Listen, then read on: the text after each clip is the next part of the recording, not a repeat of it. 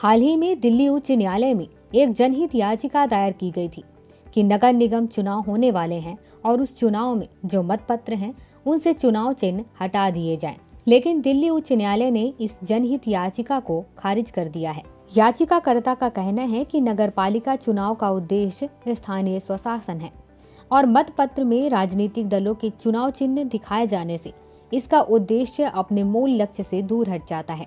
याचिकाकर्ता का यह भी कहना है कि ऐसे राजनीतिक दल जिनको मान्यता प्राप्त है और जिनके चुनाव चिन्ह निश्चित हैं, उनको नए उम्मीदवार के मुकाबले अनुचित फायदा मिलता है। चलिए अब जानते हैं कि आखिर राजनीतिक दलों को चुनाव चिन्ह किस प्रकार से दिया जाता है, इसकी क्या प्रक्रिया है। किसी भी राजनीतिक दल को चुनाव चिन्ह देने का काम निर्वाचन आयोग का होता है। चुनाव से पहले सभी कैंडिडेट को नामांकन पत्र दाखिल करना होता है, जिसे इनरोलमेंट कहते हैं, और फिर उसके बाद निर्वाचन आयोग के द्वारा 3 प्रतीक चिन्ह दिए जाते हैं। उन चिन्हों में से किसी एक को चुनना होता है।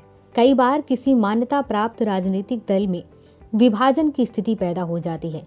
जब ये लोग 2 भागों में बढ़ जाते हैं या 3 भागों में बढ़ जाते हैं, तो ऐसी स्थिति में चुनाव चिन्ह किसे दिया जाए, ये निर्णय लेने का काम निर्वाचन आयोग का होता है। चुनाव चिन्ह आरक्षण और आवंटन आदेश 1968 के अंतर्गत निर्वाचन आयोग को राजनीतिक दलों को मान्यता प्रदान करने, चुनाव चिन्ह आवंटित करने का अधिकार दिया गया है।